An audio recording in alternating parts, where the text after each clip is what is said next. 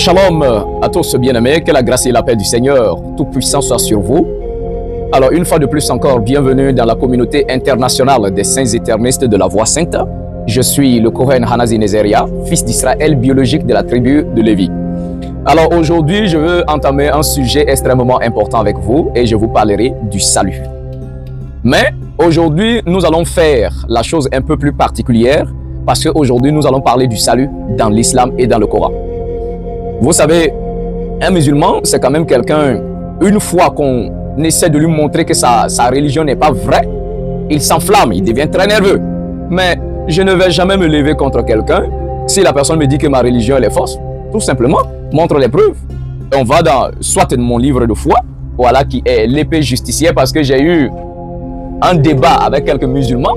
Voilà, ils veulent que je leur montre mon livre de foi. Donc déjà, premièrement, voici mon livre de foi. Donc mon livre de foi est l'épée justicière. Vous tous qui voulez voir mon livre de foi, comme je l'ai dit, ce n'est pas électronique. Et nous, on a un processus de transmission. Si vous voulez un débat où je vous présente mon livre de foi, on se met face à face, je vous donne mon livre de foi et je prends votre livre et puis on débat. Et pas les débats bizarres sur WhatsApp, ainsi de suite là. On est trop sérieux pour ça. Alors, je revenais à ce que je disais. Vous savez, j'ai toujours dit et répété, l'Afrique doit être nettoyée de ces religions de mensonges là. L'islam, le christianisme et le faux judaïsme. L'Afrique doit être nettoyée de ces conneries, de ces mensonges, des religions de mensonges. Ça, il faut être clair. Donc, je ne vais pas pour le moment parler du christianisme, ainsi de suite. Je reviendrai bien sûr à leurs bêtises. Mais je voulais d'abord corriger, d'accord, les bêtises de l'islam, les bêtises des musulmans qui pensent être dans la vérité, qui proclament et qui crient à longueur de journée que les autres ne sont pas dans la vérité. Mais une fois qu'on veut utiliser leur livre pour leur montrer la fausseté, ils s'énervent. Donc, calme-toi, hein, chers musulmans. Assalamu alaikum. Donc, la paix, d'accord? La paix ne veut pas dire cacher la vérité. Donc, je vous montre la vérité en face. Mais il faut te calmer. Garde ton calme, garde ta paix. Maintenant, si c'est ce que je dis, tu n'es pas d'accord, je te lance un défi. Qu'on s'assoie sur un plateau et puis on discute. D'accord? Voilà. J'étais en débat avec des musulmans où ils m'ont parlé, ils étaient plus de 5 personnes contre moi seul. J'ai dit non, il y a trop de désordre, on ne peut pas débattre avec 5 personnes à la fois, c'est trop désordonnant. Choisissez une personne parmi vous pour vous représenter et puis on fait face à face. Voilà. Et ça n'a pas fonctionné. Bon, par fini, ils disent qu'il faut qu'on débatte ensemble. On peut pas, ils ne peuvent pas choisir une personne. C'est qu'ils sont des incompétents. Ça, c'est clair. Maintenant, par fini, j'ai lancé un défi. Donc, celle qui était la modératrice dit qu'elle va m'envoyer un musulman, Abdul Majid. Je l'attends de pied ferme. Laissez les élèves d'Abdul Majid, les DDR là. Ça, ce sont des petits. Envoyez Abdul Majid lui-même. D'accord? C'est un défi que je lance. Alors, je vais entrer dans notre sujet. J'ai été musulman. J'ai fait 24 ans dans l'islam. J'ai fait 24 ans dans l'islam. Et quand j'étais là-dedans, ce n'était pas pour comparer la religion avec autre religion. J'étais musulman, j'étais fier d'être musulman, j'étais convaincu d'être musulman parce qu'une partie de notre famille s'était convertie à l'islam il y a longtemps. Quand mon grand-père est revenu de la Mecque, il m'a enseigné le Coran. Voilà, j'ai encore mon Coran ici. Hein. Ok, voici le Coran, voici le deuxième Coran, il y en a plein d'autres ici. D'accord? Donc, ça pour dire qu'on ne parle pas au hasard. D'accord? Ce qui est là-dedans, je le connais. Ce n'est pas quelqu'un qui est ignorant qui vous parle. Je connais l'islam, je l'ai vécu de façon sincère et honnête. Mais ce qui a fait que j'ai quitté l'islam, parce que j'ai découvert dans mon propre Coran que même c'est une supercherie, un livre de mensonges, un livre qui ne peut jamais te donner la paix et la certitude. Quand on dit à un musulman que dans l'islam on n'a pas l'assurance du salut, il va aller prendre des versets. Oui, non, il est écrit là-bas, ainsi de suite. Voilà, celui qui est musulman, il meurt, il va entrer au paradis. D'accord, il n'y a aucun souci. Ça, c'est un verset que vous avez pris. Mais il y a d'autres versets qu'il faut résoudre, qu'il faut régler. Parce que si votre livre se contredit, il faudrait que vous soyez capable de remettre l'ordre. Alors, dans cet enseignement, suivez-moi attentivement. Je vais vous dévoiler, vous montrer des versets personnellement qui m'ont poussé à quitter l'islam. Donc, vous tous les musulmans qui veulent faire débat là, moi, je vous donne déjà des versets. Allez méditer et puis revenez. D'accord? Alors, premièrement, mes bien-aimés, comment nous serons jugés et comment obtenir le salut dans l'islam? D'abord, je vais prendre un premier verset. Je vais mettre d'abord la base de notre enseignement. Surat Al-Baqarah, bien sûr, le chapitre 2, voilà. Écoutez bien ce que Allah dit. Il dit, ô vous croyants, dépensez ce que nous vous avons attribué avant que vienne le jour où il n'y aura ni rançon, ni amitié, ni intercession, Et ce sont les mécréants qui sont les injustes. Déjà dans ce premier verset, on vous dit qu'il y a un jour qui arrive, hein, le jour du jugement, où ce jour-là, il n'y aura ni rançon. Vous connaissez la rançon? La rançon, c'est le prix exigé pour la libération d'un captif. Dans ce jour, il n'y aura pas de rançon parce qu'on ne va pas payer le prix pour sauver quelqu'un. Donc, il n'y a pas de prix à payer en ce jour-là. Ça, c'est ce que le verset dit. Le verset dit de ce jour-là, il n'y aura ni amitié. Même si l'imam était ton meilleur ami, même si le prophète Mohammed était ton meilleur ami, ce jour, il n'y a pas amitié. Et encore plus, il n'y a pas d'intercession. Intercession, ça veut dire prier en faveur de quelqu'un. Il n'y aura pas d'intercession. Aucun prophète ne va prier pour quiconque. Il n'y a pas d'intercession. Un musulman n'a qu'à me dire le contraire et puis il va résoudre ce problème-là, à moins que, comme aussi dans le Coran, les versets se contredisent aussi, donc il n'y a aucun souci. Donc ça, c'était la première des choses. Alors, si tu es musulman, mets déjà dans ton esprit, dans ce jour-là, il n'y a pas rançon à payer, il n'y a pas amitié, il n'y a pas d'intercession. Ça, c'est déjà la première des choses. Alors, également, dans ce même chapitre-là, et redouter le jour où nulle âme ne suffira en quoi que ce soit à un autre. Et l'on n'acceptera d'elle aucune intercession et où on ne recevra d'elle aucune compensation. Et ils ne seront point secourus. Dans ce deuxième verset du Coran, je suis en train de mettre la base, hein, d'accord, avant qu'on évolue. Dans ce deuxième verset, Allah dit, le jour du jugement là, il n'y a pas intercession et on ne recevra d'aucune personne ce qu'on peut appeler une compensation. Vous connaissez c'est quoi une compensation? Une compensation, c'est le fait de vouloir arranger le mal qu'on a fait. C'est comme une façon de dédommager quelqu'un. Une compensation, c'est-à-dire on a gâté quelque chose, mais on fait quelque chose autre pour compenser ce qu'on a gâté. Donc, ce jour-là, il n'y a pas dit que je vais faire ceci pour remplacer le mal que j'ai fait. Il n'y a pas de compensation. Alors, je vais encore continuer parce que quand vous parlez à un musulman, il dit pourquoi je suis musulman, il dit bon, c'est parce que tu dis pourquoi tu es musulman, il va dire il est né. Ses parents sont musulmans, donc lui aussi il est musulman.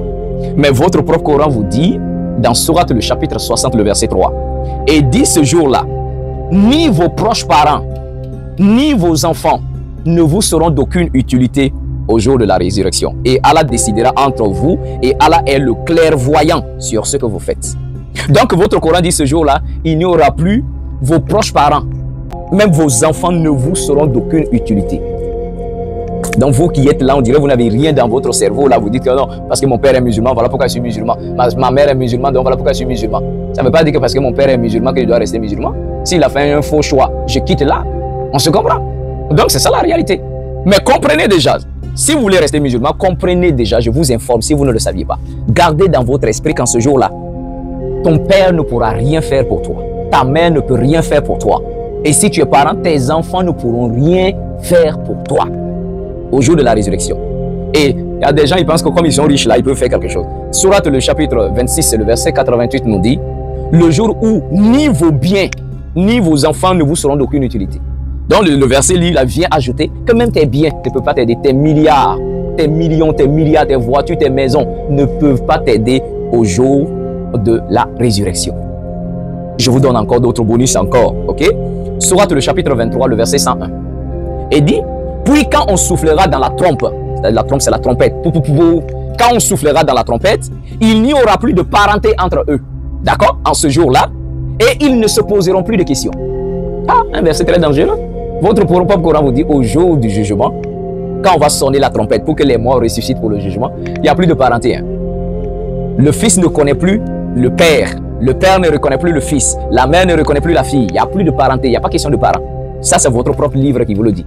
Donc toi qui es en train de suivre ton père parce que ton père est musulman, tu es en train de suivre ta mère parce qu'elle est musulmane, détrompe-toi. C'est ici que vous allez faire ça, mais de l'autre côté là, il n'y aura pas, il n'y a pas de parenté. Et le verset dit, ils ne se poseront plus de questions. Plus de questions, plus de parenté. C'est votre Coran qui le dit. Voilà. Maintenant regardez, encore une fois, si quelqu'un se perd, c'est pour... il se perd pour lui, votre Coran le dit. Sourate le chapitre 17, le verset 15, il est écrit, quiconque prend le droit chemin, ne le prend que pour lui-même. D'accord? Et quiconque s'égare, ne s'égare qu'à son propre détriment. Et nul ne portera le fardeau d'autrui. Ça, c'est la première des choses. Le Coran dit, si quelqu'un prend le droit chemin, il prend le droit chemin pour lui-même. S'il est en train de s'égarer, c'est son problème à lui seul. Et le verset dit, nul ne portera le fardeau d'autrui. Et nous n'avons jamais puni un peuple avant de lui avoir envoyé un messager. Donc votre Coran dit, personne ne portera le fardeau de l'autre. En d'autres termes, personne ne portera le péché de l'autre.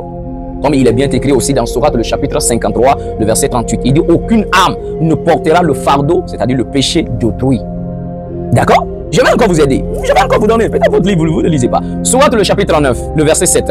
Et il dit, si vous ne croyez pas, Allah se passe largement de vous. Et ses serviteurs, cependant, ils n'agréent pas les mécréants. Si vous êtes reconnaissant, il l'agrée pour vous. Nul pécheur ne portera les péchés d'autrui. Ensuite, c'est vers votre Seigneur que sera votre retour. Et il vous informera alors de ce que vous faisiez, car il connaît parfaitement le contenu des poitrines. Donc Allah dit ici, au jour-là, nul pécheur ne portera le péché d'autrui. D'accord? Maintenant, avant d'aller même plus loin, nul pécheur ne portera le péché d'autrui, le prophète ne peut rien faire pour vous. Lui sur qui vous avez mis votre foi là, ça c'est votre prophète. Hein. Parce que pour moi, il n'est pas un prophète en fait. Pour moi, c'est un faux prophète. Vous savez pourquoi? Je suis israélite, je suis juif. Dans le livre de la parole, dans l'épée justicière, il est écrit, si un prophète se lève au milieu de vous, qu'il vous annonce des prodiges, des prophéties qui s'accomplissent, mais et qu'il veut t'amener à adorer un autre Dieu, ok? En voulant te faire sortir de la voie que l'Éternel ton Dieu t'a ordonné de suivre, c'est un faux prophète, il sera puni de mort. Ok? Donc, pour que je puisse reconnaître quelqu'un comme un vrai prophète, il faudrait que son enseignement soit conforme à la Torah. Vous dites que votre prophète là, il est un prophète envoyé du Tout-Puissant Créateur, mais comment se fait-il que ses enseignements ne sont pas conformes à la Torah? Vous voulez que je vous donne un exemple? La Torah dit de faire le Shabbat, du vendredi soir au samedi soir, c'est le jour de culte. Mais vous avez pris vendredi. Ok? La Torah dit que si une femme est en menstrue, elle est impure pour une semaine. On ne dort pas sur le même lit, on ne se touche pas. Mais vos femmes là sont en impureté, mais elles dorment à côté de vous. Vous n'avez pas honte. Après vous dites que non, vous connaissez la vérité. Dégagez de là. Alors, nous allons maintenant continuer. Ça, c'était quelques points que je voulais établir. Vous qui ne veulent pas chercher le salut de vos âmes là, et que vous restez là, non, vous comptez sur les gens, mon père est musulman, ma mère est musulmane, ainsi de suite. Ne cherchez pas votre propre salut, restez là, comptez sur les gens. Mais comme je venais de vous le dire, même le prophète ne peut pas vous aider parce que votre prophète a péché, il a commis le péché. Mais ce qui est encore injuste, parce que j'ai découvert que le Coran était vraiment un livre d'injustice, et je vais vous le prouver tout à l'heure. Suivez-moi, ne vous énervez pas, faut te calmer. Hein? Tu n'es pas à t'enflammer, calme-toi. Ok? Alors, le prophète a péché, votre prophète a péché. D'accord? Et d'autres musulmans veulent le soustraire du péché. Ah! On ne peut pas aussi être menteur comme ça. C'est normal quand on suit une religion, un livre de mensonges, ben c'est normal qu'on devienne menteur. C'est normal qu'on devienne menteur. Quand vous dites que le prophète n'a pas péché, mais vous mentez. J'ai déjà lu un passage avec vous, Sourate le chapitre 40, le verset 55. Il est écrit, endure donc, car la promesse d'Allah est vérité. Implore le pardon pour ton péché et célèbre la gloire et la louange de ton Seigneur soir et matin. Au moins, ils ont dit une vérité quelque part. On dit soir et matin. Ils savent quand même qu'un jour commence le soir et ça finit l'autre soir. Donc déjà, il n'y a aucun souci. D'accord? Mais ici, Allah dit au prophète, il faut implorer le pardon pour ton péché. Implore le pardon pour ton péché. Celui qui n'a pas péché, on ne peut pas lui demander de demander pardon pour son péché. Uniquement la personne qui a péché, c'est celui-là qu'on peut lui dire, demande pardon pour ton péché. Si je n'ai pas de péché, pourquoi je vais implorer le pardon? Alors déjà, ça c'est déjà clair, votre prophète a péché. Et on a lu un verset précédent, j'espère que vous n'avez pas oublié, où il est écrit, nul pécheur ne portera le péché d'autrui.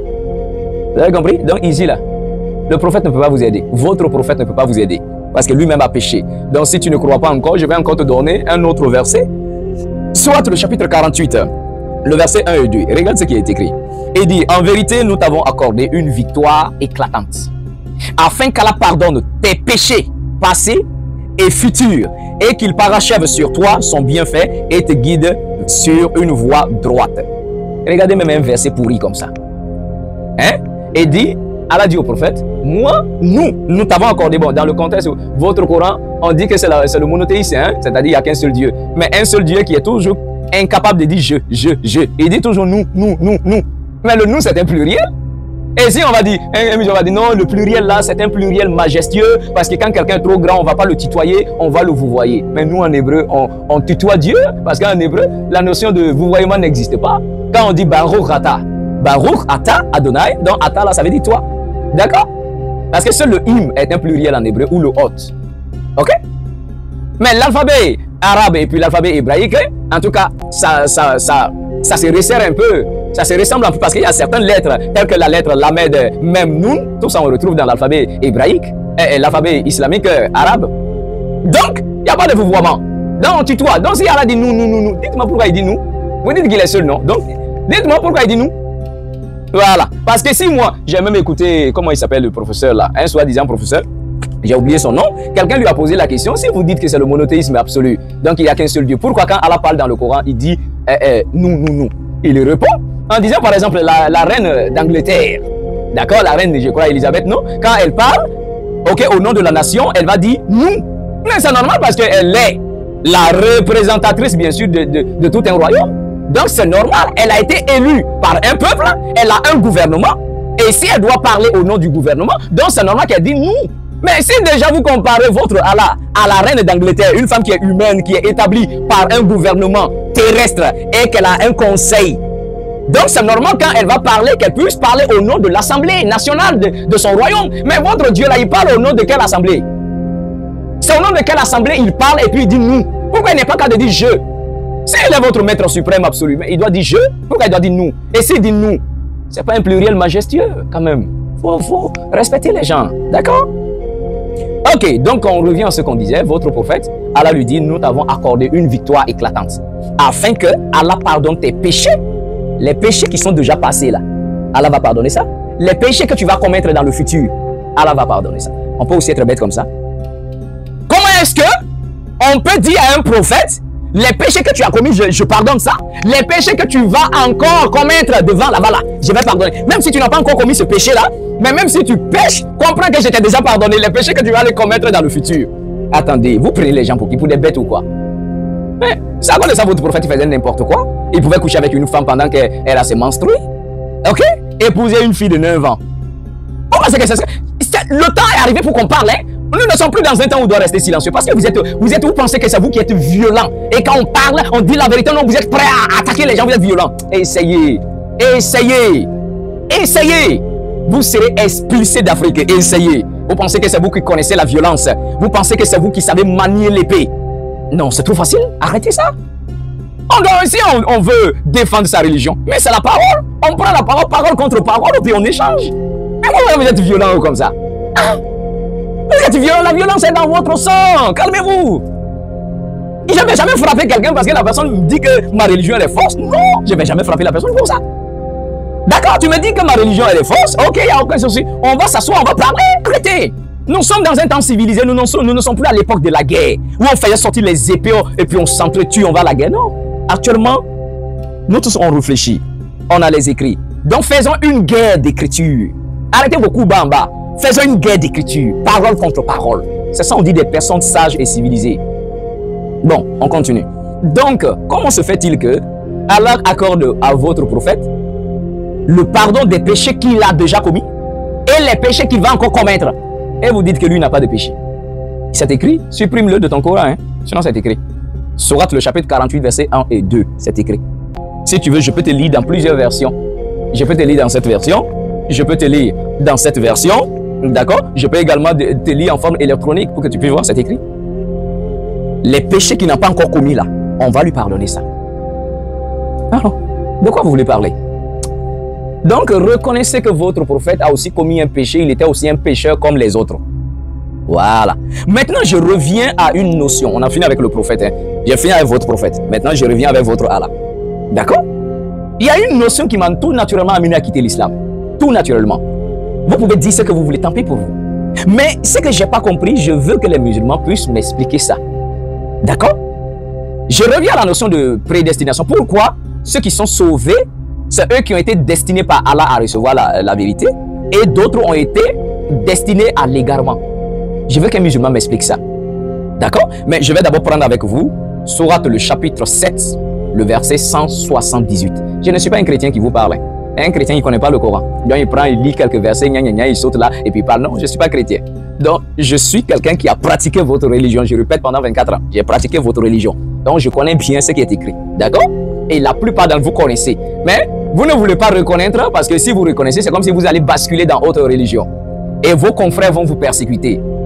Et c'est ça le problème. Donc, vous n'avez pas le courage de franchir, de voir la vérité en face et de suivre. C'est ça. Mais en tant qu'Africain, ni l'islam, ni le christianisme ne peut vous sauver. On avait une spiritualité, on avait la voix de Dieu avant que vos bêtises de christianisme là et de l'islam là n'arrivent ici. Voilà. On avait déjà une civilisation, on avait des pratiques et on avait un rapport avec Dieu. Mais on va revenir à ça.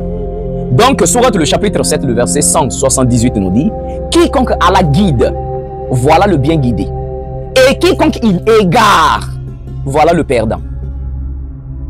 Vous avez compris? Quiconque Allah guide, c'est que la personne est bien guidée. Et quiconque Allah égare, il égare, c'est le perdant. Mais c'est quel Dieu qui peut guider certains et puis égarer d'autres? C'est quel Dieu qui fait ça? Il va guider quelqu'un, quelques-uns, et il va égarer des autres. Donc votre Allah est à la base de l'égarement de quelques personnes. Vous ne pouvez pas me dire le contraire, c'est écrit. J'ai posé la question dans un débat avec un musulman. Il dit non, Allah avait dit au prophète, d'abord à Adama, pour dire que non, nous allons envoyer nos messagers et ceux qui croient aux messagers n'auront rien à craindre, ils seront sauvés parce qu'ils ont suivi le messager. Oui, il n'y a aucun souci. Mais ceux qui vont suivre le messager là, c'est ceux-là que Allah a guidés. Allah les a guidés, voilà pourquoi ils vont suivre le messager. Mais pourquoi Allah égare certains? C'est ça mon problème. Pourquoi il n'a pas laissé ces personnes-là s'égarer eux-mêmes? Pourquoi c'est lui qui est à la base de l'égarement de quelques personnes? Maintenant, toi, musulman, comment tu peux savoir que toi, tu es parmi ceux-là que Allah a guidés, ou soit tu es parmi ceux-là que lui, il égare? Comment? C'est ça la question. Moi-même, si tu dis que tu es parmi ceux-là que Allah a guidés, il n'y a aucun souci, j'ai aucun problème avec toi. Mais ma question, pourquoi ton Dieu égare certains? C'est la question qu'il faut répondre.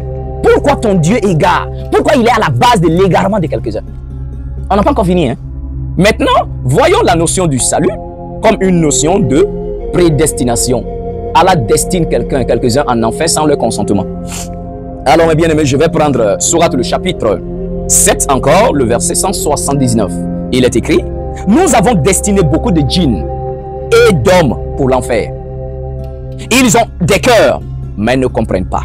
Ils ont des yeux, mais ne voient pas. Ils ont des oreilles, mais n'entendent pas. Ceux-là sont comme les bestiaux les plus égarés encore. Tels sont les insouciants. » Mais mes bien-aimés, attendez. Vous prenez les gens pour qui? Pourquoi vous foutez des gens? Moi-même là, si je dois écrire un livre, je ne peux pas mettre des bêtises comme ça dedans. Je vous assure. Bon, c'est vous qui avez dit que non, votre Coran est venu de Dieu, ainsi de suite. Que non, le prophète a reçu des révélations de Dieu. Bon, ça c'est ce que vous croyez. Mais vous voulez que je vous retrace l'histoire du prophète Mohammed? C'est un juif qui l'a enseigné à la Mecque. Quand il avait encore, et il était encore petit, là de 12 ans, 13 ans. C'est un juif qui l'a enseigné jusqu'à ce qu'il grandisse. D'accord? Et c'est un juif qui lui a donné la Torah, la loi de Moïse. Mais quand ses propres frères, les Mécois, se sont levés contre lui en disant que ce qu'il prêche c'est faux, on l'a renvoyé de la Mecque. Il allait se réfugier dans un village des Juifs. Et là-bas aussi, ces Juifs-là, à l'époque, ils étaient fanatiques. Parce que son maître a traduit la loi de Moïse en arabe. Et à l'époque, l'arabe était considéré comme la langue qui est la langue des idoles. C'était une langue idolâtrique, bien sûr. Donc pour ces Juifs-là, ce n'était pas vraiment acceptable qu'on puisse traduire la loi de Moïse là en arabe. Et ils ont refoulé le Mohammed et puis ils l'ont persécuté. Donc lui, dans sa colère, s'est fâché contre les Juifs en disant, bon, moi je me suis converti à votre religion et c'est comme ça que vous me traitez. Donc votre livre est vrai, mais c'est vous qui n'êtes pas vrai. Et c'est comme ça, il va décider de reformuler et de créer sa religion. C'est ce que vous appelez l'islam aujourd'hui là. Après, il va inventer des versets ici, il vient donner que c'est Allah qui a dit, ok, il n'y a pas de son Dieu qui lui a dit, j'ai pas de problème même avec ça. Vous comprenez? Donc votre religion là a été créée tout simplement à cause de la colère d'un homme. À cause, je reconnais que on peut traduire la parole de Dieu en n'importe quelle langue. Donc ces juifs-là étaient vraiment fanatiques, je suis d'accord. D'accord, ils l'ont refoulé. Mais lui, dans sa colère, il allait créer une religion. Reformuler les choses selon sa propre compréhension. Il doit se réveiller, j'ai eu une révélation. Il doit se réveiller, j'ai eu une révélation. Et dans la Bible, dans le Coran, il va maintenant traiter les juifs et les chrétiens des hérétiques. Donc votre Dieu là ne peut pas vous donner une révélation très claire, sans parler des gens, sans dénigrer les autres. Vous avez compris? Je prends un exemple avec vous. Beaucoup de versets dans le Coran parlent des juifs, ainsi de suite. Il y a même un qui m'a donné un verset. Et il dit non, la religion qui sauve, c'est l'islam. Il faut être musulman pour être sauvé. Et il dit que non, le Coran dit que Abraham n'était ni juif, il n'était ni chrétien. D'accord? Abraham n'était ni juif ni chrétien. Mais Allah était soumis à Dieu, donc c'était un musulman. Mais attendez, vous prenez les gens pour qui? Vous pensez que vos jeux de mots là peuvent passer avec moi? Oui. Abraham n'était pas juif, je suis d'accord. Abraham n'était pas juif. Parce que quand on parle de juif, ça veut dire que habitant de Judée. Ça veut dire habitant de Judée. Ça c'est juif. Parce qu'Israël a été divisé en deux parties. Il y a eu 9 tribus d'un côté et puis 2 tribus de l'autre côté. Maintenant, les Lévites qui n'avaient pas de terre là et que le Seigneur dit vont se départager entre les tribus pour enseigner. Donc la grande majorité est restée avec les deux autres tribus, la tribu de Juda et puis Benjamin. Et c'est les deux tribus avec la majorité des Lévites là, on les a donné le nom juif.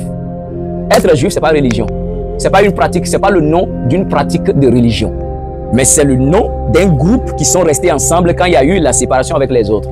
Donc, c'est normal, Abraham n'était pas juif, parce que juif, c'est pas religion. Quand on dit juif, c'est pas religion. C'est un nom pour désigner un groupe précis. D'accord? Maintenant, quand on dit chrétien, ça, c'est les bêtises du christianisme. Abraham n'était pas chrétien non plus. D'accord?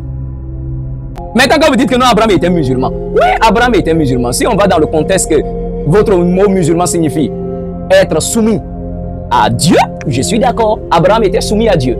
Mais alors que vous, votre musulman aujourd'hui, là, ça veut dire que croire au message du prophète Mohammed. Quand quelqu'un dit je suis musulman, sans accepter les messages du prophète Mohammed, vous allez dire qu'il n'est pas soumis à Dieu, non? Alors, arrêtez d'embobiner les gens avec vos manipulations de mots. Vous n'êtes pas plus intelligent que quelqu'un. Arrêtez. Abraham était soumis à Dieu, mais Abraham n'avait pas reçu le message du prophète Mohammed. Votre prophète, là. Abraham est plus âgé que lui. Lui, il est venu en quelle période? Tout dernièrement, là. Même le Christ est plus âgé que lui, parce que le Christ est venu avant lui. Donc, si vous voulez dire que le mot musulman signifie être soumis à Dieu, donc il n'y a aucun souci. Tous les croyants qui sont soumis à Dieu vont dans ce sens-là. Donc, si vous voulez les appeler musulmans, je n'ai aucun souci. Mais différencier de quel type de musulman? Musulman soumis au prophète Mohammed? Non. Si je dis que je suis musulman, dans votre contexte, je suis soumis à Dieu, j'ai aucun problème. Je suis soumis à Dieu. Mais je ne suis pas mahométan. Donc, acceptez que quelqu'un peut être un soumis à Dieu, mais ne pas être un mahométan. Alors que vous, votre notion de musulman aujourd'hui, c'est qu'il faut être Mohamed ou bien mahométan. C'est-à-dire qu'il faut être quelqu'un qui a accepté Mohammed comme son prophète. Non. Non. Alors dans ce contexte-là, vous voulez me dire qu'Abraham a accepté le message de Mohammed pour être soumis à Dieu? Le Christ a accepté le message de Mohammed pour être soumis à Dieu? Moïse a soumis le message, et il a accepté le message de Mohammed pour être soumis à Dieu? Donc, je suis soumis à Dieu, mais je ne suis pas obligé de suivre votre prophète. Et d'ailleurs, votre prophète, comme je l'ai dit, il ne suit pas la Torah. Son enseignement n'est pas conforme à la Torah. Et la Torah m'a déjà dit, un prophète qui vient et que son enseignement n'est pas conforme à la Torah, c'est un faux prophète. Donc, si vous avez vos critères pour qualifier certains de faux prophètes, moi, en tant qu'Israélite juif, j'ai également mes critères, selon mon livre sacré, de savoir qui est vrai prophète et faux prophète. Et parmi les vrais prophètes, je ne qualifie pas, je ne classe pas votre prophète. Si je vais classer les faux prophètes, je classe votre prophète parmi ceux-là. Parce que son message ne confirme pas et n'est pas cohérent, n'est pas conforme à la Torah. Voilà. Ça, il fallait préciser ça. Maintenant, nous continuons. Le passage que je venais de donner, Sourate chapitre 7, hein, le verset 79. Le verset nous dit, Allah dit, nous avons destiné beaucoup d'hommes et de djinns pour l'enfer. Prends ton dictionnaire français. C'est quoi le mot destiner quelqu'un? Destiner quelqu'un en enfer, là, ça veut dire quoi? C'est pas d'abord le mot destiné. Si tu veux, prends le texte en arabe et puis lis. Si c'est pas le mot destiné qui est dedans. D'accord? C'est quoi destiner quelqu'un? Le dictionnaire français te dit, destiner une personne, c'est le fait d'affecter une personne à un endroit sans son consentement, sans sa permission. Tu as décidé de l'affecter là-bas, tu le destines à tel truc, il n'a plus son mot à dire. Parce que dans destiné, on a le mot destin. Le destin, c'est le sort qu'on te réserve, sans ton accord. Donc, si votre Allah a destiné beaucoup de démons, de djinns, et beaucoup d'hommes pour l'enfer, c'est que Allah choisit, c'est-à-dire il crée, dans votre conception là-bas, il crée son monde, il va déjà destiner des êtres qu'on va appeler djinns, les démons, il va déjà les destiner pour l'enfer. Il va choisir quelques hommes, il va les destiner pour l'enfer. Donc même les démons là, ce n'est pas de leur propre volonté qu'ils sont devenus démons. C'est Allah qui les a destinés comme ça, à être des démons. Et les hommes aussi qui vont aller en enfer, c'est Allah qui les a destinés à ça. Voilà pourquoi le même verset est clair, hein? Ça s'affiche même en bas de l'écran. Il dit, ceux-là, ils ont des cœurs, mais ne comprennent pas. Ils ont des yeux, ils veulent voir, ils veulent comprendre. Ils s'efforcent à comprendre, mais ils ne comprennent pas. Parce que Allah les a privés. D'accord? Allah les a privés de la compréhension, de la voyance et la capacité d'écouter. Parce qu'il les a destinés à l'égarement. Alors ça, c'est quel Dieu ça? C'est quel Dieu? Mes bien-aimés. On est en train d'échanger sur un truc d'intelligence. Hein? Mettez les commentaires en bas de la vidéo. Mettez vos commentaires parce que ce sont vos commentaires. Je vais reprendre pour rebondir sur vous. Donc si tu mets un commentaire, réfléchis bien avant de mettre un commentaire. Parce que si tu mets un commentaire bizarre de mensonge, je vais prendre ta photo. D'accord? Je vais prendre ta photo. et puis je mets ton commentaire à côté et je te corrige bien, je te mate très bien. Donc si tu mets un commentaire, réfléchis d'abord avant de mettre un commentaire. Nous avons destiné beaucoup de djinns et d'hommes pour l'enfer. C'est quel Dieu qui fait ça? Ou bien vous vous êtes trompé pour mettre le mot destiné dedans. Ils sont malhonnêtes. Ils vont aller maintenant dans le texte arabe pour aller chercher le mot qui a été traduit par destiné et puis ils vont remplacer ça par un autre mot. C'est trop tard. C'est trop tard. Parce que toutes vos versions emploient le mot destiné. Ce n'est pas le seul verset qui parle de destinée, hein, donc je prends ça. Maintenant, nous allons encore aller. Sourate le chapitre 41, le verset 25 dit: nous leur avons destiné des compagnons inséparables, des démons, qui les ont enjolivés, ceux qui étaient devant et derrière eux. Et le décret s'est avéré juste contre eux, comme contre les autres communautés de djinns et d'hommes qui ont vécu avant eux. Ils sont certes les perdants. Donc encore dans ce deuxième passage, Allah dit, ceux qui iront en enfer là, il a destiné à ces personnes-là des démons qui vont les accompagner en enfer. C'est-à-dire sur terre, ils étaient sur terre enjolivés par les démons. Et c'est avec ces mêmes démons-là qui sont tous destinés pour l'enfer. C'est quelle notion de justice ça? C'est quelle notion de justice? Oui, vous ne comprenez rien.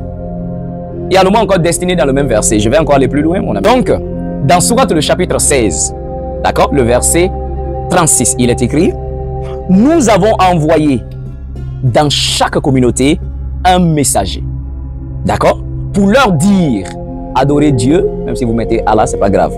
Adorez Allah, écartez-vous du tagout. Alors Allah en guida certains, écoutez bien, Allah en guida certains, mais il y en a eu qui ont été destinés à l'égarement. Destinés à l'égarement. Allah dit dans chaque communauté, il a envoyé des messagers. Maintenant, lui-même qui envoie les messagers dans chaque communauté, il prend certains et puis il les guide. Et il y a d'autres, il les destine à l'égarement. Quand on parle de destiner quelqu'un là, c'est pas sur terre qu'on destine une personne. Hein. On destine la personne à quelque chose avant même qu'il ne soit né. Donc ceux-là qui sont parmi les égarés, parmi les perdants là, c'est pas quand ils sont arrivés sur la terre qu'on les a destinés à ça. Non, ils ont été destinés avant ça. Parce que le destin d'un homme, c'est pas sur la terre que ça commence. Le destin d'un homme commence avant même qu'il n'arrive dans ce monde ici. Voilà pourquoi vous avez l'habitude de dire, on ne peut pas lutter contre le destin. Oui, on ne peut pas lutter contre le destin. Parce que c'est déjà écrit avant que tu n'arrives. Quel Dieu juste va envoyer un messager, et quand il envoie le messager, et puis lui-même, il décide il va destiner quelques personnes au salut, il va guider certains, et il va destiner d'autres personnes à l'égarement. Il faut les laisser aller dans leur égarement. Mais toi, il ne faut pas être derrière ça. Si le verset vous dit, Allah a guidé certains, mais il y a certains qui se sont égarés. Ok, là on va dire l'action vient d'eux-mêmes. Mais destiné à l'égarement, personne ne peut se destiner pour quelque chose. Parce que le destin n'est pas dans la main d'un homme. D'accord? Le destin n'est pas dans la main d'un homme. Je ne peux pas moi-même me destiner à quelque chose, ça n'existe pas. Il faut un être supérieur qui a ton souffle de vie, qui peut te destiner à quelque chose. Et là, sans ton accord, d'accord? Sans ta permission, on te destine à la chose. Alors, mes bien-aimés, maintenant je vais encore aller un peu plus loin. Voilà, là, les musulmans vont maintenant se diviser ici. Parce que je ne sais pas si parce que ce n'est pas tous les musulmans qui croient au hadith, hein? D'accord? Parce que il y a certains musulmans qui croient au hadith et d'autres musulmans ne croient pas au hadith. Donc, c'est quoi les hadiths? Les hadiths, ce sont les témoignages des personnes qui ont vécu autour du prophète. Les chrétiens et les musulmans qui n'aiment pas les hadiths là, ils savent très bien parce que leur prophète a mal vécu. Donc, ils ne supportent pas qu'on fasse des témoignages sur lui. Les hadiths sont comme les évangiles du Christ, les évangiles des apôtres là. On dit le Christ a vécu, donc il avait des disciples, donc ce qui fait qu'ils ont rendu témoignage de ce qu'ils ont entendu du prophète et ce qu'ils ont vu le prophète faire là, c'est ce qu'ils ont écrit. C'est ça les hadiths. Mais pourquoi vous ne voulez pas ça? Je suis un prophète africain, un prophète des éternistes. Je n'aurai pas honte ni peur que ceux qui sont autour de moi là écrivent un livre sur moi. Ceux qui sont autour de moi peuvent écrire un livre pour dire voilà comment le Cohen Hanazi Nezeria a vécu, voilà comment il a fait, voilà ce qu'il a dit, il n'y a aucun souci. Alors, bon, pour ceux-là qui croient au hadith, c'est avec vous que je vais aller. Alors, nous prenons les hadiths de Sahih Muslim. Au moins, Sahih Muslim là, vous êtes, la plupart des musulmans sont d'accord parce que ce sont les hadiths les plus authentiques. D'accord? Sahih Muslim est parmi, en tout cas, les vrais témoins. Donc, les hadiths de Sahih Muslim, considérés par plusieurs imams comme Les hadiths authentiques. Donc, c'est dans ça que je vais aller. D'accord? Sahih Muslim. Sur le destin. Allez vérifier. Sur le destin. Alors, voilà ce qui est écrit. Je lis, hein? Voilà, écoutez très bien. Et dit, Abdullah Ibn Masoud a dit, l'envoyé de Dieu, le sincère et le véridique, nous a dit. La création de tout homme commence par l'agglomération du sang dans l'utérus de sa mère pendant 40 jours pour former une adhérence qui, après 40 autres jours, se transforme en embryon. 40 jours après, Dieu lui envoie un ange chargé de lui insuffler l'esprit avec l'ordre d'écrire 4 choses quant au fœtus. D'accord? À savoir, sa part de bien dans l'ici-bas, la durée de sa vie, d'accord? Ses œuvres et sa destinée heureuse ou malheureuse. Je continue d'abord avant qu'on ne continue. Ou bien, continue le prophète. Par Dieu unique, il arrive qu'un homme ait la conduite des élus jusqu'au moment où l'espace d'une coudée le sépare du paradis. Mais alors, ce qui a été inscrit intervient et il se conduit comme un damné méritant l'enfer. Il arrive par contre que l'homme ait la conduite des damnés jusqu'au moment où l'espace d'une coudée le sépare de l'enfer. Mais alors, ce qui a été inscrit intervient et il se conduit comme un élu et entre par conséquent au paradis. Je dis, je répète, il faut vraiment être bête pour écrire quelque chose comme ça, je vous l'assure. Il faut vraiment être bête pour ça. Hein? On va décortiquer ensemble. C'est écrit devant vous. Hein? Dans ce hadith de Sahih Muslim, il nous dit, Abdullah Ibn Masoud, c'est là le fils de Masoud, a dit, il a entendu le prophète enseigner. Et le prophète dit que on lui a enseigné et puis il dit la création de tout homme. C'est-à-dire si moi je ne vais même pas me mettre là-dedans parce qu'il était déjà dans suis sorti dedans. Que la création de tout homme, un homme qui doit naître, d'abord ça commence par l'agglomération du sang dans l'utérus de sa mère pendant 40 jours. C'est-à-dire dans l'utérus de sa maman, il y a d'abord l'agglomération du sang. D'accord? Et ce processus se fait pendant 40 jours. C'est-à-dire 1 mois et 10 jours. Quand les 1 mois et 10 jours vont finir, et également, il dit 40 autres jours pour former une adhérence. 40 autres jours. Et après 40 autres jours, se transforme en embryon. C'est-à-dire, le sang, là, l'agglomération du sang devient maintenant embryon. Et maintenant, 40 jours après, Allah maintenant va envoyer un ange qui va écrire 4 paroles concernant l'être humain qui doit venir sur terre. Et il dit, premièrement, qu'est-ce qu'on écrit? Sa part de bien. C'est-à-dire dans ce monde-là, ici-bas là, sa part de bien c'est quoi? Est-ce qu'il sera pauvre ou est-ce qu'il sera riche? Quel métier il doit faire pour s'en sortir? C'est déjà écrit. Donc vous voyez que les riches dans l'islam là, on va dire que c'est leur destin. Ceux qui sont pauvres dans l'islam, c'est leur destin. Ça c'est pas étonnant qu'on voit au bord des rues, hein, des mendiants. Voilà pourquoi j'ai dit c'est une religion de mendicité. Des mendiants qui sont constamment au bord des routes. Hein, bisabilaï, avec leur bol en main. Même à tel point qu'on prend des petits enfants, hein, de 5 ans, on les met dans la rue pour demander l'argent. Vous n'avez pas honte, hein? Et c'est une religion comme ça qui peut faire prospérer l'Afrique. C'est ceux-là qui ont envoyé malheur en Afrique. Parce qu'à l'époque, il n'y avait pas de mendiants chez nous en Afrique ici. Il n'y avait pas de mendiants. Mais quand ces religions sont venues là, religions de mendicité. Quand je sors même là, je vois des trucs, des chrétiens vauriens, des bêtes. Hein? Constamment, je les vois. Ils m'abordent, ils disent, bon, excuse-moi monsieur, ils font ça tous les passants. Excuse-moi monsieur, donc on est venu annoncer la bonne nouvelle de Dieu, on est venu évangéliser, mais bon, vraiment on a fini, on a vraiment faim. Est-ce que vous pouvez nous donner quelque chose à manger ou bien pour compléter nos transports, on va retourner. Donc, votre Dieu qui vous a envoyé prêcher là, il ne vous a pas donné à manger. Votre Dieu qui vous a envoyé prêcher là, votre Jésus qui vous a envoyé prêcher là, ne vous a pas donné le transport pour retourner. Vous finissez et vous mendiez dans la rue. Hein, non, aidez-nous, on veut manger. Vous n'avez pas honte. Des grandes personnes comme vous, vous mendiez pour manger. Vous mendiez le transport pour retourner chez vous. Qui vous a envoyé? Qui vous a envoyé? Lui qui vous a envoyé, qui vous donne le transport. Arrêtez vos mendicités là. Hein? Ce sont des religions de mendiants. Les enfants, 5 ans, 6 ans, vous n'avez pas honte. Des soi-disant, ceux qui enseignent les maîtres à l'école coranique, les trucs, tout ça, ils envoient les enfants dans la rue, des petits enfants, avec des bols, pour aller mendier. Vous n'avez pas honte. Vraiment quoi. Ça c'est le côté musulman. Côté chrétien là. Si vous n'avez pas l'argent pour sortir aller évangéliser, restez dans vos maisons. Si vous êtes affamé, restez dans vos maisons. Allez chercher ailleurs. Vous sortez dans la rue, vous dites que vous partez évangéliser.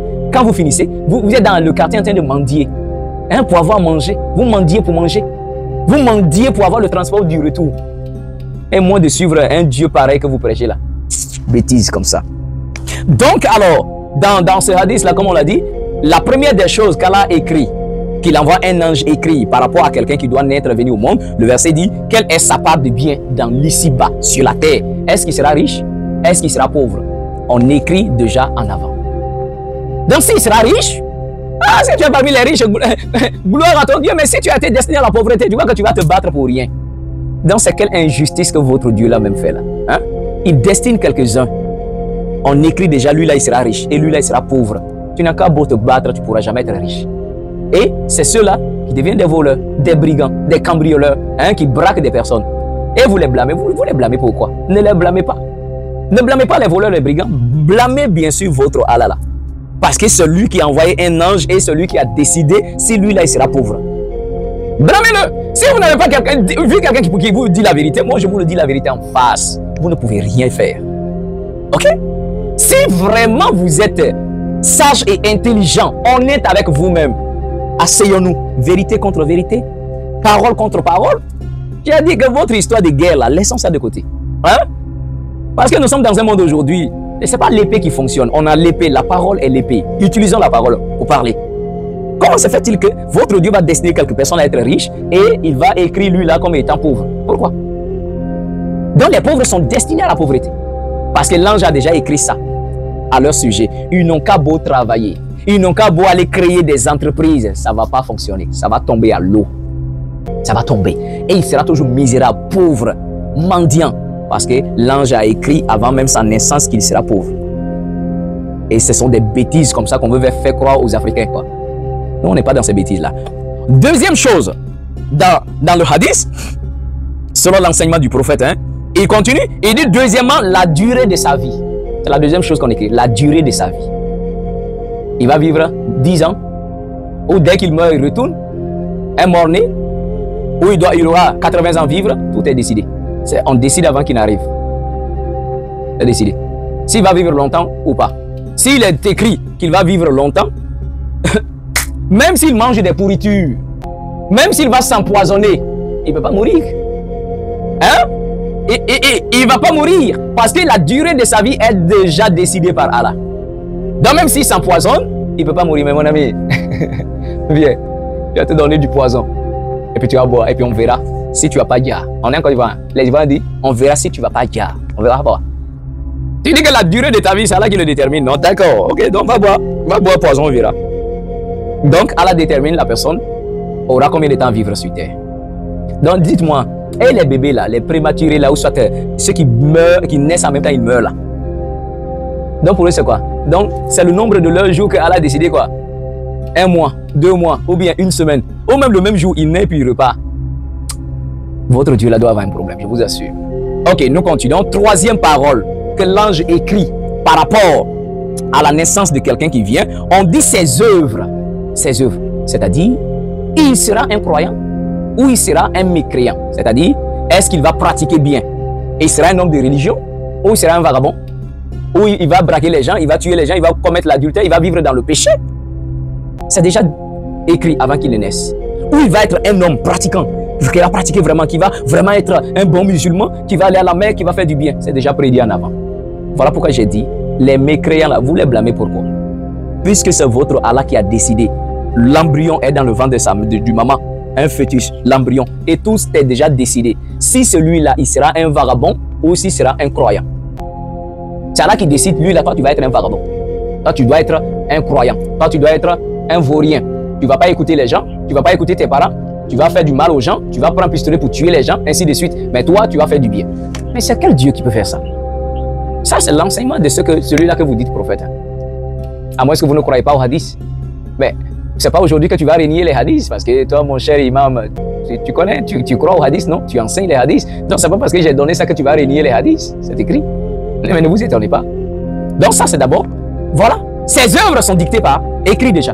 S'il va être un croyant ou un mécréant, s'il va être un vagabond. Donc, dans l'islam là, ou bien dans la ville là, les voyous qu'on trouve, les vagabonds qu'on trouve, qui tuent les gens, qui n'ont rien à foutre avec la prière, qui braquent les gens, dans votre religion et dans votre enseignement, c'est normal. Parce que Allah les a déjà destinés à ça. Maintenant, vous les donnez conseil là, pourquoi? Pourquoi vous voulez qu'ils changent? Ou bien vous luttez contre la volonté de votre Allah. Votre Dieu a déjà décidé les œuvres de celui-là. Il serait un vagabond. Vous voulez changer quoi? Vous voulez lui donner conseil? Ne lui donnez pas conseil. Il est déjà destiné à ça. Vous voulez changer quoi? Donc voilà. Et puis, dernièrement maintenant, quatrième parole, il est écrit, ce que l'ange écrit, quatrièmement, on dit sa destinée, heureuse ou malheureuse. C'est-à-dire, va-t-il entrer au paradis ou va-t-il aller en enfer?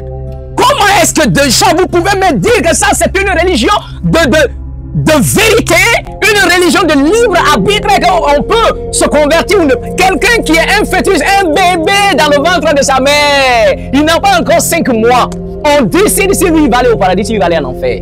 C'est déjà prédit avant qu'il ne naisse. Donc voilà pourquoi les passages qu'on a lus déjà dans le Coran, je remets encore les sourates devant vous, où il est écrit Allah a destiné quelques personnes pour l'enfer. Ils sont destinés. Et ça, c'est avant même qu'ils ne naissent. Ils sont dans le ventre de leur mère. Allah a décidé si lui là, il va aller au paradis ou si lui là, il va aller en enfer. Maintenant, toi, ma question, comment tu sais que toi tu fais partie de ceux-là qui vont aller au paradis? Ou comment tu penses, tu sais que c'est ceux-là qui vont aller en enfer? Tu es de quel groupe? Tu peux me donner avec certitude? Je ne parle pas aux bêtes qui sont prêts à crier là. Je veux parler des musulmans là qui sont en train de chercher vraiment Dieu de tout cœur et qui pensent vraiment qu'ils sont dans la vérité là. C'est une question que je vous pose. C'est écrit. Est-ce qu'on dit sa destinée, heureuse ou bien heureuse ou malheureuse? Est-ce qu'il va bien finir au paradis ou mal finir en enfer? C'est déjà écrit. C'est quel Dieu ça? C'est quel Dieu vous a apporté aux Africains là? Hein?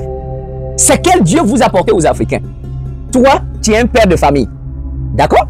Étant un père de famille, tu as 2 enfants. D'accord? Et tu as ton héritage.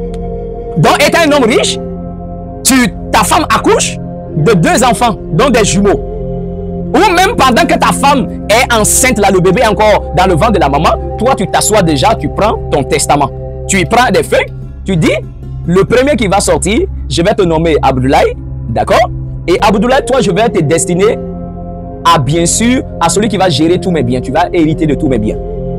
Et le dernier, lui qui va sortir en dernier, il n'est pas encore sorti. Tu dis, bon, toi, tu vas t'appeler Ramatoulaye. Et en plus, toi, je te destine à la pauvreté totale. Tu ne recevras rien de ma part. Et puis, les enfants naissent. Quand ils naissent, automatiquement, lui qui a été destiné à recevoir ton héritage, il vit bien. Et l'autre qui a été destiné à recevoir, à ne rien recevoir, il est dans la galère, dans la misère totale. La faute vient de qui? C'est que toi-même, le père, là, tu as un problème sérieux. Tu as un problème, tu es injuste, tu es méchant. Tu es méchant et tu es injuste d'avoir destiné l'un de ton enfant là à la richesse et destiné l'autre à la pauvreté. Tu es méchant, tu es injuste. Mais c'est ce qu'on vous enseigne. Voici le comportement de votre Dieu que vous voulez nous faire croire que c'est le véritable là, qu'on doit l'accepter. Venez crier Allah Akbar. Allah Akbar, Dieu est grand. Hein? Je ne peux pas dire qu'un Dieu est grand alors que lui-même là, il destine des gens à aller en enfer quand il est encore bébé dans le ventre de sa maman. Et l'autre, il va le destiner à aller au paradis alors qu'il est encore bébé dans le ventre de sa maman. Vous pensez que les gens sont quoi? Hein? Jamais. Arrêtez. Arrêtez ces bêtises comme ça. Donc maintenant, ça c'était la première partie du hadith. Maintenant, le prophète continue à parler. On dit ou bien le prophète par le Dieu unique et le prophète enseigne qu'il peut arriver. Voici la conclusion du prophète. Il peut arriver qu'un homme ait la conduite des élus. C'est-à-dire, il est tellement bon musulman. Il prie tellement bien. Il fait tellement du bien. Il se comporte comme un élu. Il fait du bien à tout le monde. Il accomplit les piliers de l'islam. Il va à la Mecque. Il partage l'argent, la nourriture aux gens par ici, par là. Jusqu'à ce que, c'est seulement 50 cm, une coudée, 50 cm qui le sépare du paradis. Il a tellement fait du bien, il est tout près du paradis. 50 cm. Quand on dit une coudée là, c'est ici jusqu'à là. Ça fait une coudée. Donc ça fait 50 cm. Donc il est tellement près du paradis qu'entre lui et le paradis là, il n'y a que seulement 50 cm. Maintenant le prophète enseigne, mais, alors ce qui avait été écrit, ce qui avait été déjà écrit avant sa naissance là, s'il avait été écrit, lui là il va aller en enfer, automatiquement ce qui a été écrit prend le dessus. Ok? Et automatiquement, cet homme qui se comportait bien, qui faisait du bien, commence tout naturellement à faire le mal, à tuer, a fait plein de mal et il meurt, il va en enfer. Et il peut arriver, le prophète continue, et il peut arriver que quelqu'un ait le comportement des damnés, c'est-à-dire des maudits, des condamnés, ceux qui vont aller en enfer. Il vit vraiment comme quelqu'un qui va aller en enfer. Il tue, il fait du mal aux gens. Jusqu'à ce que, entre lui et l'enfer, il n'y a que 50 cm. Il est tout près de l'enfer. Mais s'il avait été prédit que lui là, il va aller au paradis, automatiquement, ce qui a été écrit prend le dessus. Et cet homme mauvais commence tout naturellement à faire du bien. Il ne salue pas les gens. Assalamu alaikum. Il commence à faire du bien. Il commence à vraiment vivre tellement bien. Et il meurt, il va au paradis.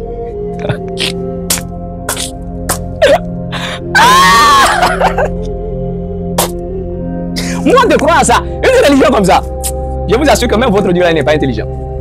Ça, je vous le dis. Hein. Votre Dieu là n'est même pas intelligent. Il n'est pas intelligent. Celui même qui l'envoie pour parler de sa part là, je vous assure qu'il n'est pas intelligent. Parce que même avec l'intelligence humaine là, on ne peut pas écrire des bêtises comme ça. On ne peut pas écrire des bêtises comme ça. Même dans la vie réelle, ça ne peut même pas se passer. Hein? Maintenant, ma question pour toi, sérieusement, tu es un bon musulman. Bravo, tu pries, tu fais les 5 prières par jour. Peut-être si tu n'as pas encore allé à la Mecque, tu auras les moyens d'aller à la Mecque si tu es déjà parti à la Mecque. Ok, tu fais du bien aux gens. Mais comment sais-tu que toi, tu fais partie des gens du paradis? Comment tu le sais? Parce que si ça a été prédit que toi, tu vas aller au paradis, même si je suis un faux musulman et que je fais du mal aux gens, je n'ai rien à craindre. Parce que je sais que ce qui a été prédit va prendre le dessus. Quand le moment va arriver, automatiquement, je vais commencer à faire le bien et j'irai au paradis. Mais comment sais-tu que toi, tu as été destiné à l'enfer? Même si tu fais tes prières, même si tu fais quoi que ce soit de bien, mon ami, ce qui a été prédit là, prend le dessus. Tu meurs, tu vas aller en enfer. Alors, ça, dans ce premier enseignement, je vais d'abord m'arrêter là, mais je vais récapituler les versets. D'accord? Je vais récapituler les versets dont on a parlé tout à l'heure concernant le destin. D'accord? On a parlé, j'ai pris les hadiths, hein? Maintenant, je retourne encore dans le Coran avec les versets que j'avais déjà lus. J'avais pris Sourate 7, le verset 178, il dit « Quiconque Allah guide, voilà le bien guidé. Et quiconque il égare, il est le perdant. » Donc, votre Dieu est à la base de l'égarement de quelques personnes. Et il est à la base du salut de quelques personnes. Vous voyez que ce que le hadith dit et ce que le Coran dit là, ça se confirme bien. Confirmé dans le Coran et dans le hadith. Allah guide certains, il égare d'autres personnes. Avant même leur naissance. Dans le ventre de l'homme, il décide. J'ai également pris un autre passage qui était Sourate, le chapitre 7, le verset 779. Il dit, Allah dit, nous avons destiné beaucoup de djinns et d'hommes pour les enfers. Ils ont des cœurs, ne comprennent pas, des yeux, mais ne voient pas, des oreilles, n'entendent pas. Écrit. Et Sourate 41, verset 25, nous leur avons destiné des compagnons inséparables, c'est-à-dire les démons. D'accord? Et nous avons prié Sourate 16, 36, où il est écrit, nous avons envoyé dans chaque communauté un messager pour leur dire, adorez Allah, éloignez-vous du tagot. Et Allah en guida certains. Mais il y en a eu d'autres qui ont été destinés à l'égarement. Donc, je défie n'importe quel musulman qui vienne m'expliquer ça. Je ne dis pas non, viens me sortir des versets bidon quelque part là-bas. Hein, pour venir contrecaler ce que je dis. Parce que si tu veux contrecaler tous ces versets-là, il faudrait d'abord m'expliquer ces versets-là d'abord. D'accord? Et selon la logique normale, tu ne falsifies pas, tu expliques les versets-là bien clairs avant qu'on ne passe à autre verset. D'accord? Alors tu vas me dire c'est quoi le mot destiner quelqu'un à quelque chose. On va d'abord travailler sur ça. Si tu veux qu'on aille en arabe, on va prendre le mot en arabe et puis on va travailler dessus. Mais si tu veux qu'on reste en français, on reste en français. Tu m'expliques le mot destiner quelqu'un à quelque chose. Alors mes bien-aimés, c'est sur quoi je voulais m'arrêter. Si vous voulez envoyer Abdul Majid, d'accord? Et puis on fait un débat. Ou soit votre DDR là, qui s'arrête dans les rues, qui bavarde là. Envoyez-les. D'accord? Et si vous voulez envoyer aussi vos imams, il n'y a même pas de souci. Envoyez vos imams. Il n'y a même pas de problème. En face sur un plateau avec les imams. On va aller. Et vous voulez faire vos incantations avant de venir. C'est que c'est mal me connaître. Ok? Voilà, c'est une guerre. C'est d'abord spirituel avant d'être physique. Avant de venir là, allez faire vos incantations, comment? Formulez tous vos bêtises que vous voulez. Et puis on se retrouve sur un plateau. Vous aurez la bouche collée avant de retourner chez vous.